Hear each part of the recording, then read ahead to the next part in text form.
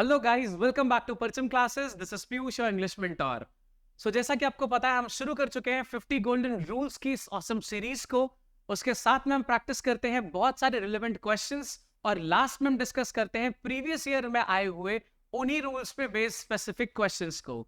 सो फटाफट से video share करिए अपने फ्रेंड्स के साथ में, ताकि वो भी इस सीरीज से बहुत सारे बेनिफिट्स ले पाए। और बहुत सारे रूल्स का जो एक क्रैमिंग प्रोसेस होता है, आप बहुत सारे रूल्स को रट के जो क्वेश्चन सॉल्व करने की कोशिश करते हो, उसको आप रिड्यूस करके सिर्फ 50 रूल्स तक ला पाओ। चलिए शुरू करते हैं इस क्लास को और देखते हैं कौन से रूल्स आज हमको पढ़ने हैं, और साथ में ही सॉल्व करेंगे बहुत सारे क्वेश्चंस को। तो बने रहिएगा और साथ साथ में आंसर्स करते रहिएगा, जिससे ये रूल्स का कंफर्मेशन आपको होता रहे। चलिए आगे बढ़ते हैं।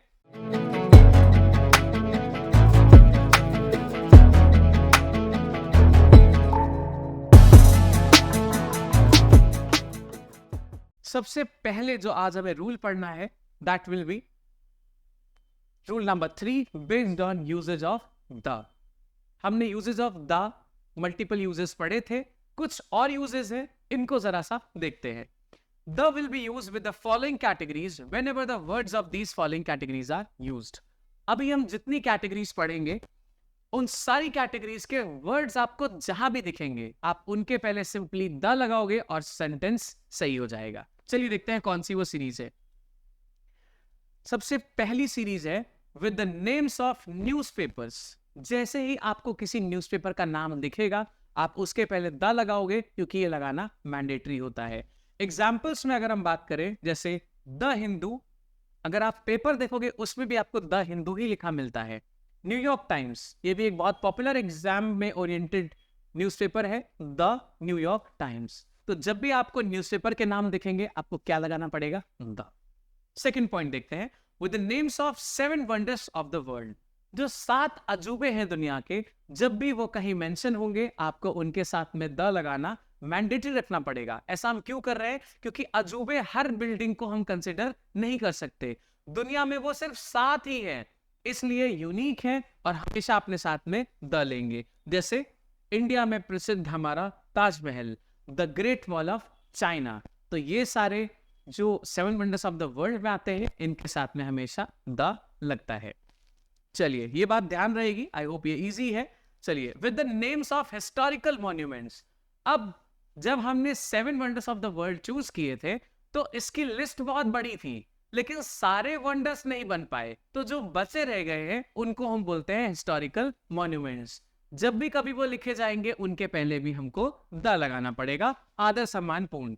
जैसे पिरामिड ऑफ गीजा, ये 7 वंडर्स में तो नहीं है, लेकिन दुनिया में इकलौते हैं, इसलिए पिरामिड ऑफ गीजा के साथ में द लगाना पड़ेगा। द कुतुब मीनार, कभी आपने सुना हो कुतुब मीनार पार्ट 2? नहीं पॉसिबल है, तो कुतुब मीनार के साथ भी द मैंडेटरी है। ठीक है बेटा। चलिए with the names of national highways. अच्छा, ऐसा होता है क्या कि गलियों में भी हाईवेज बने होते हैं? ये पॉसिबल नहीं है। नेशनल हाईवेज जो होते हैं वो यूनिक होते हैं, मतलब किसी भी रोड को आप कंसिडर नहीं कर सकते एज अ हाईवे। इसीलिए जब भी नेशनल हाईवेज लिखे होंगे, हमेशा इनके पहले क्या चाहिए होगा? द। जैसे NH15, दी NH23। तो जब भी नेशनल हाईवेज लिखे हो, इनके साथ में द तुरंत लगा दीजिएगा। अगला, with the names of national roads. अब कॉमन रोड तो नहीं है, नेशनल रोड है तो यूनिक होगी, यानी कि जब भी नेशनल रोड्स की बात होगी, जैसे GT रोड या फिर ग्रैंड ट्रंक रोड, सबको पता है ये, इसके पहले हमेशा द चाहिए होगा। The MG road national road है, इसलिए द MG रोड। आपको सिंपल क्या काम करना है, जितनी भी कैटेगरीज हम पढ़ रहे हैं, इन कैटेगरीज में आने वाले कोई भी वर्ड को आप देखोगे, आपको फटाक से इसके साथ में द ऐड कर देना है। चलिए आगे देखते हैं, with the names of inventions. अब इस रूल में 2 वर्ड्स हैं जो बहुत कॉमनली यूज होते हैं। सबसे पहला है रेडियो और दूसरा है टेलीविजन। यही 2 वर्ड सबसे कॉमनली यूज होते हैं। जब भी इनका इन्वेंशन का बात होगा, आपको द लगाना पड़ेगा। ठीक है, अभी करते हैं इन रूल पे बेस्ड कुछ क्वेश्चंस को, तो इनको जरा ध्यान से देखते जाइए और फिर आएंगे हम क्वेश्चंस पे, और चेक करिएगा आपको कितना याद रह पाया है। With the names of special things. अब हमने शुरुआत में आपको बताया था कि जब भी हम कभी किसी स्पेशल चीज की बात करते हैं, तो द लगाते हैं। द लगता है स्पेशल चीज के लिए, और अगर कोई चीज कॉमन होती है तो हम लगाते हैं ए या फिर एन। ये चीज अंडरस्टूड है।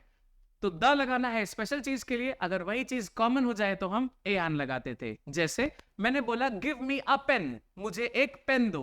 अब मैंने कोई स्पेशल रिक्वायरमेंट मेंशन नहीं की है, अब मैं यहाँ पे क्या यूज करूंगा, गिव मी अ पेन। लेकिन अगर मैंने कहा give me the pen which I use to write yesterday, अब यहां पे मैंने जो कल यूज किया था लिखने के लिए वही पेन चाहिए, अब ये स्पेशल हो गया तो give me the pen use करने लगूंगा। क्लियर है कॉमन और स्पेशल वाला? तो देखिए with the names of special things the को जरूरत पड़ेगी यूज करने की। अब जैसे ये कह रहा है the doctor who treated me, वो डॉक्टर जिसने मुझे ट्रीट किया था वो तो एक ही होगा, तो यहाँ पे the doctor. The astronaut who died here, वो एस्ट्रोनॉट जो यहाँ मर गया था, द एस्ट्रोनॉट की जरूरत पड़ेगी। ठीक है, चलिए अब एक नई चीज सीखते हैं, ये है ऑर्डिनल वर्सेस कार्डिनल। जैसे मान लीजिए मैंने यहाँ पे एक वर्ड, एक नंबर लिखा है 4, इसको लिखने के दो तरीके हैं। पहला है मैं इसको लिख सकता हूं फोर्थ, FOURTH, दूसरा मैं इसको लिख सकता हूं FOUR 4। ठीक है, अब जब मैं फोर्थ लिख रहा हूं तो ये ऑर्डर बता रहा है, फर्स्ट सेकेंड थर्ड, ये ऑर्डर बता रहा है। इस बार इसको हम क्या बोलेंगे, ऑर्डिनल। लेकिन जब मैं इसको 4 लिख रहा हूं तो मैं क्या बता रहा हूं, इसका ऑर्डर नहीं बता रहा हूं, इसलिए इसको हम क्या बोलते हैं, कार्डिनल बोलते हैं। अब हमारा रूल क्या कहता है, जरा ध्यान से देखिएगा, with the names of ordinals the is used. जब भी हम फर्स्ट सेकेंड थर्ड फोर्थ ये वाली बात करते हैं ना तो हम द लगाते हैं, जैसे the first, the third, the fifth. तो ऐसे जब हम ऑर्डिनल्स लिखेंगे द लगाएंगे। चलिए आगे बढ़िए। लिमिट्स ऑफ द में फिर नेक्स्ट पॉइंट है with the names of heavenly bodies. Heavenly bodies कौन सी होती हैं, जैसे अर्थ, मार्स, मून, सन, मीटियोर्स, कॉमेट्स, एस्टेरॉइड्स, सैटेलाइट्स, ये सारे क्या होते हैं, ये होते हैं हेवनली बॉडीज। इनका नाम कभी भी लिखा जाएगा हमेशा आपको द के साथ लिखना पड़ेगा, जैसे it's the sun, the Jupiter, the meteors, the asteroids, the moon, कुछ भी आप लिखो हमेशा द रखेंगे साथ में, क्योंकि यूनिक होते हैं, मल्टीपल नहीं होते हैं। जैसे अर्थ का जो मून है वो एक ही है, मल्टीपल नहीं है, इसलिए हमेशा द मून रखेंगे। फिर पॉइंट आता है with the names of designations या गवर्नमेंट डिपार्टमेंट्स। किसी की जब हम पोस्ट की बात करते हैं, जैसे द मैनेजर, द सेक्रेटरीट या फिर द सेक्रेटरी, ऐसे करके जब हम डेजिग्नेशंस या पोस्ट की बात करते हैं तब भी द लगाना जरूरी होता है। देखिए it's the manager, the judiciary, तो ऐसे करके जब भी पोस्ट या डेजिग्नेशन की बात होगी आप क्या यूज करोगे, द। ठीक है, चलिए ये वाली बात ध्यान रखिएगा। With the names of trophies and tournaments, जब भी हम ट्रॉफी कोई मेंशन करेंगे या फिर हम किसी टूर्नामेंट की बात करेंगे तब भी द लगाना जरूरी होगा। जैसे it's the world cup, the लगना जरूरी है। द ग्रैमी अवार्ड्स, द लगना जरूरी है। ठीक है, तो यहां पे द लगाओगे तभी सही होगा, एल्स ये गलत है। नेक्स्ट पॉइंट कह रहा है with the names of river, seas, oceans या कैनाल्स। ध्यान से देखिए, जिस भी बॉडी में पानी हो और वो रुका रहे बहुत दिनों तक, उस वाटर बॉडी के साथ में हमेशा द लगता है, चाहे वो रिवर हो, सी हो, ओशन हो या कैनाल हो। जैसे गैंजेस लिखा है, ये गंगा को इंग्लिश में बोलते हैं, इसके पहले द लगेगा। यमुना के पहले द लगेगा। द पैसिफिक ओशन के पहले भी द लगेगा। पैसिफिक ओशन ओशन है तो द चाहिए होगा। क्लियर है? तो वाटर बॉडीज या रिवर जो भी होगी उसके साथ में हमेशा द आप लगाएंगे। मान लीजिए कैनाल से मैंने लिखा सुएज कैनाल, तो आप क्या लगाओगे, द सुएज कैनाल, क्योंकि ये वाटर बॉडी है। चलिए ये सारे पॉइंट्स को एक बार क्विक रिवाइज करते हैं, फिर करते हैं क्वेश्चंस को। सबसे पहले हमने पढ़ा with the names of newspapers, हमको द की जरूरत पड़ती है। फिर हमने पढ़ा था with the names of 7 wonders of the world, हमको द की जरूरत पड़ती है। फिर हमने पढ़ा with the names of historical monuments, हमें द लगाना पड़ता है। Then we shifted to with the names of national highways, NH15, NH14, the लगाते हैं। फिर हमने पढ़ा with the names of national roads, हमको द लगाने की जरूरत पड़ती है। फिर हमने पढ़ा with the names of inventions, इसमें दो नाम बहुत कॉमन थे, पहला था रेडियो, दूसरा था टेलीविजन, हमको द लगाना जरूरी होता है। फिर हमने पढ़ा with the names of ordinals, यानी कि थर्ड, सेकंड, फर्स्ट, फोर्थ, जब भी ऐसा मेंशन होगा द लगाएंगे।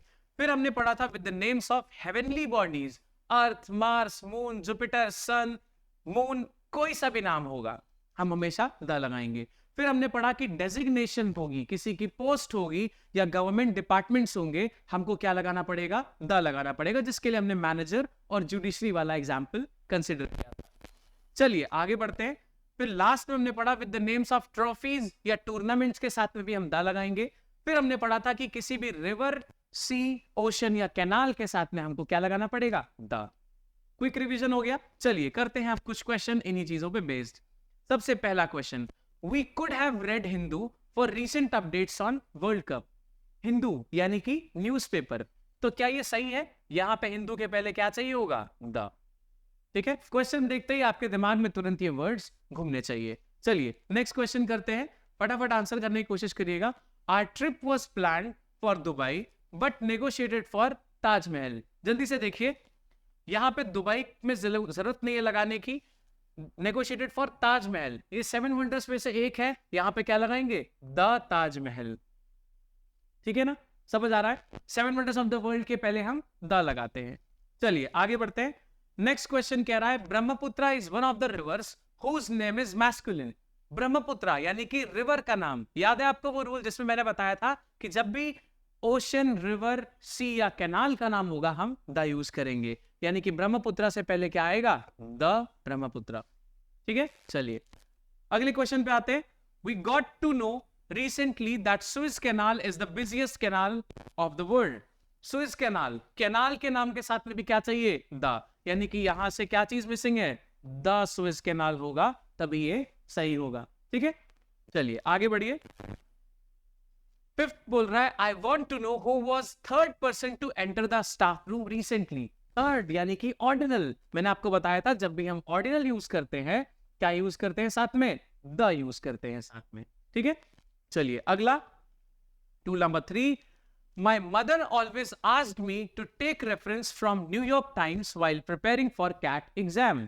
न्यूयॉर्क टाइम्स क्या है, न्यूज़पेपर का नाम, इसके पहले क्या लगाएंगे, द, यानी कि न्यूयॉर्क टाइम्स से पहले क्या चीज मिसिंग है, द मिसिंग है, द लगाएंगे और ये सेंटेंस एकदम करेक्ट हो जाएगा। चलिए नेक्स्ट रूल पे आते हैं। अगला रूल है बेस्ड ऑन नाउन्स। अब ये डेफिनेशन तो आपने क्लास 6th 5th से पढ़ना शुरू कर दिया होगा। Noun is name of any person, place और थिंग, बहुत कॉमन है। एग्जाम्पल्स में आप ले सकते हो Rahul, Alex, king, Delhi, tiger, mobile, screen etcetera, कुछ भी, ये सब नाउन है। आगे बढ़े अगर, तो नाउन के 5 पार्ट्स हैं, proper noun, common noun, collective noun, material noun and abstract noun. अगर इसको जरा सा मैं आपको डिस्क्राइब करूं, प्रॉपर नाउन में मान लीजिए मैंने लिखा राहुल, मैंने लिखा वरुण, ये प्रॉपर नाउन्स हो गए क्योंकि ये प्रॉपर एक एक आदमी के नाम है। अब अगर मान लीजिए मैं कॉमन निकालना चाहूं, इन दोनों में कॉमन क्या चीज है, ये दोनों क्या है, बॉय है। अगर यहां पे मैंने गर्ल का नाम लिखा होता तो ये दोनों क्या हो जाते, गर्ल हो जाते। तो कॉमन नाउन क्या होता है, ऐसी चीज जो दोनों में कॉमन है। प्रॉपर नाउन सबके अलग अलग नाम, कॉमन नाउन जो दोनों में मिल रहा है यानी कि बॉय या फिर गर्ल हो सकता है। कलेक्टिव नाउन, अगर मान लीजिए राहुल, वरुण और उनके 3-4 फ्रेंड्स एक साथ कलेक्ट हो जाए तो उसको हम ग्रुप या गैंग बोलने लगते हैं, इसको हम ग्रुप या गैंग बोलने लगते हैं और ये बन जाता है कलेक्टिव नाउन। फिर आता है मटेरियल नाउन, जैसे मान लीजिए मेरे हाथ में ये पेन है या स्टाइलस है, इसको बनाने के लिए मुझे क्या चीज का यूज करना पड़ा है, ये होगा मटेरियल नाउन। जैसे ये प्लास्टिक का है तो इस पेन का मटेरियल हो गया प्लास्टिक और ये नाउन बन जाएगा मटेरियल नाउन। तो जैसे मटेरियल नाउन में हम लिख सकते हैं प्लास्टिक। अब आता है अब्स्ट्रैक्ट नाउन, ऐसी चीजें जो सिर्फ दिमाग में रह सकती है, रियल में एग्जिस्ट नहीं कर सकती हैं। जैसे किसी ने बोला मैं तुमसे 2.5 किलो प्यार करता हूं, क्या ये पॉसिबल है, गलत हो जाएगा ये। मतलब प्यार सिर्फ दिमाग में ही है, उसको 2.5 किलो 2 किलो काउंट या तौल नहीं सकते हैं। तो ऐसी चीजें जो सिर्फ दिमाग में एग्जिस्ट करती हैं उनको क्या बोलते हैं, अब्स्ट्रैक्ट नाउन। जैसे यहाँ पे आप ले सकते हो लव, आप यहाँ लिख सकते हो ऑनेस्टी, या आप यहाँ ले सकते हो ट्रस्ट, या फिर कुछ और भी वर्ड्स जो भी सिर्फ दिमाग में ही रहते हैं। ठीक है, चलिए आगे बढ़े अगर इस चीज पे, तो हम देखेंगे कि नाउन्स को अल्टीमेटली हम 2 पार्ट्स में डिवाइड कर सकते हैं। ऐसे नाउन्स जिनको हम काउंट कर सकते हैं और दूसरे नाउन्स जिनको हम काउंट नहीं कर सकते। ऐसे नाउन जिनका 1 2 3 4 कर सकते हैं उनको बोलते हैं काउंटेबल नाउन। ऐसे नाउन जिनका 1 2 3 4 नहीं कर सकते उनको बोलते हैं अनकाउंटेबल नाउन। जो अनकाउंटेबल नाउन होते हैं वो यहीं पे खत्म है फिलहाल के लिए, लेकिन काउंटेबल नाउन जो होंगे जिनका 1 2 3 4 हम कर सकते हैं, उनमें जो चीज 1 होती है उसको हम बोलते हैं सिंगुलर, और जिसमें एक से ज्यादा होती है उसको हम बोलते हैं प्लूरल। ठीक है, अब सिंगुलर प्लूरल क्या होता है? सपोज ट्री, इसमें एस नहीं लगा है, ये सिंगुलर हो गया, इसका प्लूरल हो जाएगा ट्रीज। यहाँ पे लिखा है स्टूडेंट, इसका प्लूरल हो जाएगा स्टूडेंट्स। यहाँ पे लिखा है चाइल्ड, इसका प्लूरल हो जाएगा चिल्ड्रन। यहाँ पे ऑक्स किधर और शिफ्ट हो गया है, ऑक्स का प्लूरल हो जाता है ऑक्सन। क्लियर है? तो ऐसे जब भी हम काउंटेबल नाउन्स की बात करते हैं तो 1 होता है तो सिंगुलर, 1 से ज्यादा होता है तो प्लूरल में वो आ जाता है। ठीक है, चलिए आगे देखते हैं। अब रूल पे आते हैं कि कौन सी चीज हमें एग्जैक्टली सीखनी है। 4th नंबर रूल कह रहा है formation of plurals of some nouns. अभी तक हमने जनरल प्लूरल फॉर्मेशन देखे थे, अब हम ऐसे नाउन्स के प्लूरल देखने जा रहे हैं जो एग्जाम ओरिएंटेड है और एग्जाम में पूछे जाते हैं। देखिए यहाँ पे आप जो वर्ड्स पढ़ेंगे ये सारे आईएस से खत्म हो रहे हैं, जैसे axis, basis, crisis, analysis, hypothesis and diagnosis. I S, axis मतलब किनारे जो होते हैं, बेसिस मतलब किसी भी चीज का आधार, क्राइसिस मतलब प्रॉब्लम या मुश्किल। अब ये सारे वर्ड्स आईएस से खत्म हो रहे हैं और हमेशा सिंगुलर रहते हैं। इनका प्लूरल बनाने के लिए आपको इस आईएस को बनाना पड़ेगा ईएस, और ये बन गए प्लूरल। यानी कि एक्सिस, एएक्स आईएस का प्लूरल क्या बनेगा? A X E S. बीएएस आईएस का प्लूरल क्या बनेगा? बेसिस। तो लास्ट वाला जो आईएस है इसको हम ईएस बना रहे हैं और ये प्लूरल बन के तैयार है। ठीक है, अब देख रहे हैं कैसे आसानी से ये प्लूरल्स फॉर्म कर लेता है। तो इस सीरीज को आपको याद रखना है, ये जो गिवन 6 वर्ड्स है मोस्ट कॉमनली एग्जाम्स में सिर्फ यही वाले वर्ड्स प्रोमिनेंट रहते हैं जो एग्जामिनर पूछता है। तो अगर आपको ये 6 वर्ड के प्लूरल्स भी पता है तो भी आपका पूरा पेपर सॉल्व हो जाएगा। ठीक है, तो इनको आप ध्यान से पढ़ ले और इनको याद कर ले। चलिए नेक्स्ट पे आते हैं। नेक्स्ट देखते हैं और कौन से प्लूरल्स हैं। फिर कह रहा है कि कुछ नाउन के प्लूरल्स हम फॉर्म करना सीखते हैं। अभी तक जो हमने पढ़ा वो वाले जो वर्ड्स थे वो सारे वर्ड्स खत्म हो रहे थे आईएस से, बट अब हम जो बात करेंगे ये सारे वर्ड्स खत्म हो रहे हैं यूएम से। See, momentum, stadium, podium, bacterium, datum and medium, ये सारे वर्ड्स किससे खत्म हो रहे हैं? यूएम से। अब आप देखो यूएम से खत्म हो रहे हैं और ये क्या है? सिंगुलर, यानी कि 1। मोमेंटम क्या होता है? कोई एक बॉडी अगर बहुत तेज मूव कर रहा होगा तो उसका मोमेंटम निकलेगा, लेकिन मान लीजिए 5-6 बॉडीज एक साथ मूव कर रही हैं तो मोमेंटा होगा। इस यूएम को आप किस में कन्वर्ट करोगे? ए में, और आंसर बाहर आ जाएगा। मोमेंटम है सिंगुलर, मोमेंटा है प्लूरल, ध्यान रखिएगा। स्टेडियम यानी कि एक, अगर एक से ज्यादा स्टेडियम है, शायद ये आपको पता ना हो, तो उसको हम बोलते हैं स्टेडिया। यूएम को कन्वर्ट करना पड़ेगा आपको ए में और ये आंसर क्लियर हो जाएगा। ठीक है, तो इन सारे यूएम को आपको अगर प्लूरल बनाना है कैसे करना पड़ेगा? ये यूएम चला जाएगा ए में और ये आंसर बन जाएगा। ठीक है, पोडियम का प्लूरल पोडिया। बैक्टीरियम सिंगल होता है, जो हम बैक्टीरिया बोलते हैं बहुत कॉमनली, ये प्लूरल वर्ड है। बैक्टीरियम है सिंगुलर, प्लूरल है बैक्टीरिया। डेटम सिंगुलर होता है, डेटा प्लूरल होता है, ध्यान से। डेटम इज 1, डेटा इज एक से ज्यादा। मीडियम यानी कि एक, अगर प्लूरल करेंगे तो क्या बन जाएगा? मीडिया। ये वर्ड्स को ध्यान से याद कर लीजिए। इतने ही वर्ड्स आपके लिए काफी इंपॉर्टेंट है, इतने याद रहेंगे फिर भी आपके एग्जाम के क्वेश्चंस सॉल्व हो जाएंगे। चलिए आगे देखते हैं। नेक्स्ट सीरीज है यूएस से खत्म होने वाली। आप देखिए एलुमिनस यानी कि एक्स स्टूडेंट किसी भी इंस्टीट्यूशन का, एक्स स्टूडेंट को हम एलुमिनस बोलते हैं। फंगस फिर से यूएस, रेडियस अगेन यूएस से खत्म हो रहा है, न्यूक्लियस भी यूएस से, कैक्टस भी यूएस से, जीनियस भी यूएस से। आप देख रहे हैं यहाँ पे सिलेबस भी ले सकते थे आप, सिलेबस भी यूएस से खत्म हो रहे हैं। अब इनको प्लूरल करने के लिए क्या करना पड़ेगा? ये जो यूएस है इसको आप सिंपल आई लिख दोगे और ये प्लूरल बन जाएगा। यानी कि एलुमिनस जो होता है ये एक्स स्टूडेंट होता है, इसका प्लूरल क्या बनता है? एलुमिनाई, ये हो गया प्लूरल। फिर फंगस है सिंगुलर, इसका प्लूरल क्या बनेगा? फंगाई या फंगी बोलते हैं जिसको, FUNGUS सिंगुलर, फंगाई या फंगी प्लूरल हो गया। रेडियस में यूएस है, रेडियस इसका प्लूरल हो जाएगा रेडियाई। फिर है न्यूक्लियस, प्लूरल हो जाएगा न्यूक्लियाई। कैक्टस का plural cacti, and then genius का प्लूरल हो जाएगा जीनियाई। ध्यान रखिएगा जीनियस के 2 प्लूरल होते हैं, पहला है जीनियाई, दूसरा प्लूरल जीनियस का होता है जीनियसेस, GENIUSES। जीनियस का दो प्लूरल होता है, फर्स्ट होता है जीनियस, दूसरा होता है जीनियसेस। पहला होता है जीनियाई, दूसरा होता है जीनियसेस। ठीक है, ध्यान रखिएगा। एक तो कन्वेंशनल तरीका हो गया, यूएस को आई बना के पहला प्लूरल, फिर दूसरा जीनियसेस भी लिख सकते हैं इसको। तो ये वाले वर्ड्स आपको खास ध्यान रखने हैं। अब बात करते हैं थोड़ा सा क्वेश्चंस की। जो अभी सीखा है, लेट्स चेक कि हमको समझ आया है कि नहीं।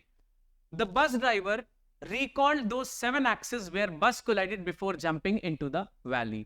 बस ड्राइवर रिकॉल कर रहा है कि कितने किनारों से बस टकराई थी वैली में गिरने के पहले। अब यहाँ पे 7 लिखा है, यानी कि एक से ज्यादा। मैंने आपको पढ़ाया था ऐसे वर्ड्स जो IS से खत्म होते हैं वो क्या होते हैं, सिंगुलर। इनका प्लूरल कैसे बनता है, ES लगा के। तो सही आंसर क्या होगा, AXES। प्लूरल एक्सेस की बात करनी पड़ेगी बेटा। ठीक है, चलिए अगला पे आते हैं। देन ये कह रहा है we have received an important data which should be protected with the best security. An यानी कि 1, डेटा यानी कि एक से ज्यादा, दोनों चीजें गलत हो गई।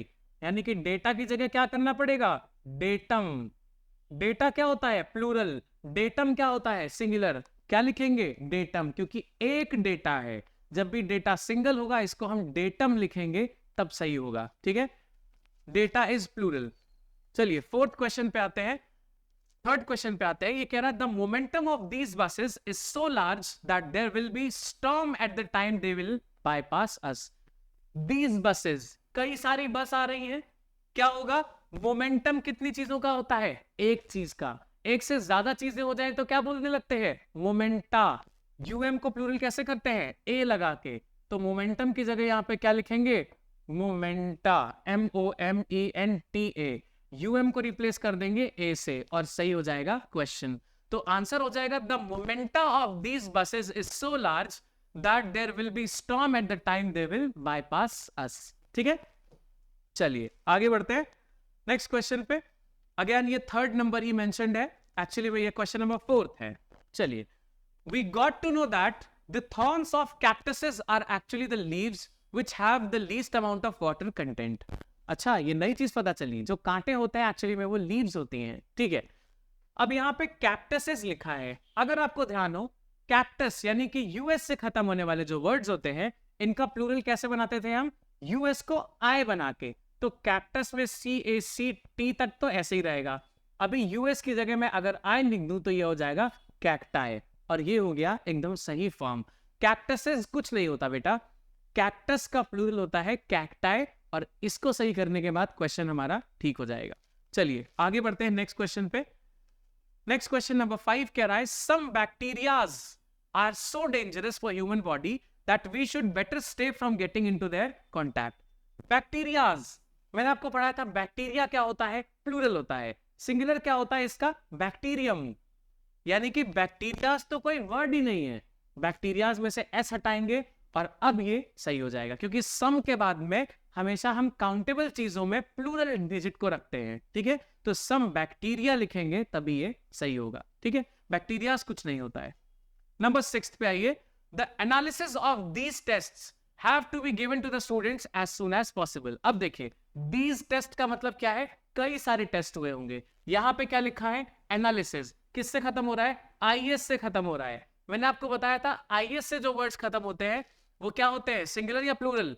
IS वाले सिंगुलर होते हैं। इसका प्लूरल कैसे करेंगे, IS को ES करके। तो एनालिसिस की स्पेलिंग क्या हो जाएगी, ANALYSES। तो IS की जगह ES करेंगे तब ये सेंटेंस सही होगा। I hope you are getting this. चलो ठीक है, अब बात करते हैं प्रीवियस ईयर क्वेश्चंस की। जो अभी तक रूल पढ़े हैं उनमें से प्रीवियस ईयर क्वेश्चंस कैसे सॉल्व हो रहे हैं, चलिए जरा सा देखते हैं। फर्स्ट क्वेश्चन है PYQ का, the manager put forward a number of criterions for the post. Criterion होता है 1, इसका प्लूरल होता है क्राइटेरिया। ये बहुत कॉमन वर्ड है, जैसे फॉर्मूला का प्लूरल होता है फॉर्मूले, वैसे क्राइटेरियन का प्लूरल होता है क्राइटेरिया। ठीक है, तो क्राइटेरियंस कुछ नहीं होता है, इसमें क्राइटेरियन की जगह हम लिखेंगे क्राइटेरिया और ये शब्द हो जाएगा सही। ध्यान रखिएगा, ये बहुत कॉमन वर्ड है। क्राइटेरिया होता है प्लूरल, तो क्राइटेरियंस कुछ नहीं होता है, इट्स क्राइटेरिया। ठीक है, चलिए अगला question. Pacific ocean is the deepest ocean in the world. याद करिए, मैंने आपको बताया था जब भी हम किसी वाटर बॉडी के बारे में बात करेंगे तो क्या जरूरत होगी, द लगाने की। पैसिफिक ओशन से पहले द मिसिंग है, तो मैं यहां द लगाऊंगा और this will be good to go. ठीक है, द पैसिफिक ओशन करेंगे और मार्क्स हमारे पॉकेट में। Third question, my aunt was first to get a degree. याद करिए, ऑर्डिनल्स का बताया था आपको मैंने, यहां पे फर्स्ट के पहले क्या मिसिंग है, द। भाई साहब यहां पे नहीं बैठे हैं, तो मैं द लगाऊंगा और ये सेंटेंस एकदम करेक्ट हो जाएगा।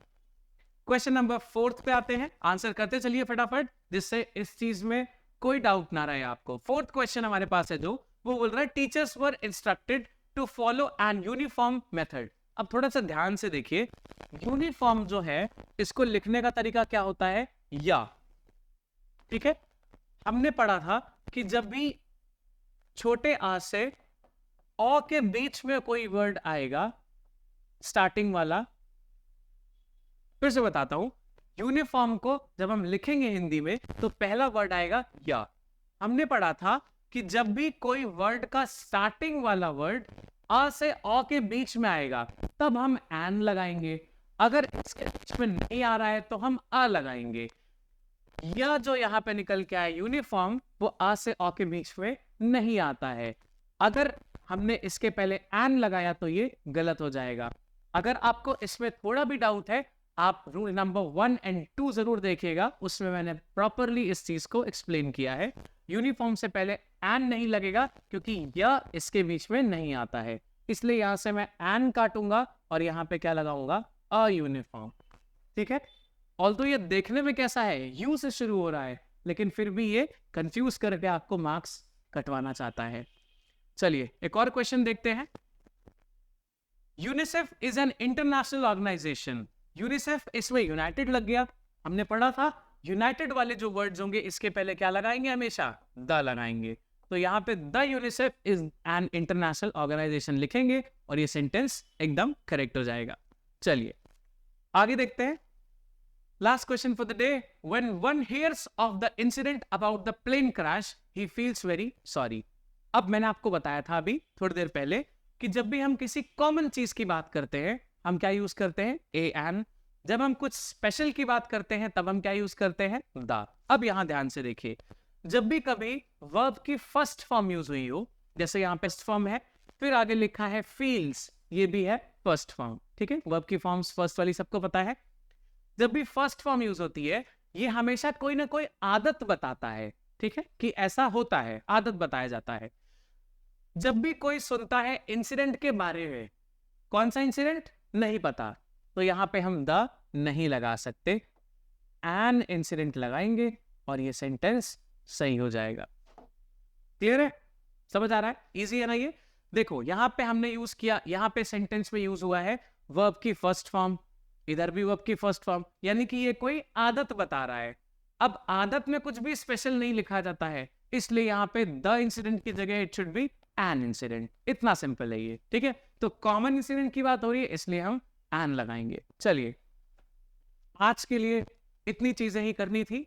आई hope you enjoyed the session. Next class में और गोल्डन रूल्स को डिस्कस करेंगे और उसके बाद करेंगे कुछ इंपॉर्टेंट क्वेश्चंस जो आए हुए प्रीवियस ईयर में, और साथ में करेंगे रिलेवेंट क्वेश्चंस को भी discuss. Till then you take care, keep learning, thank you.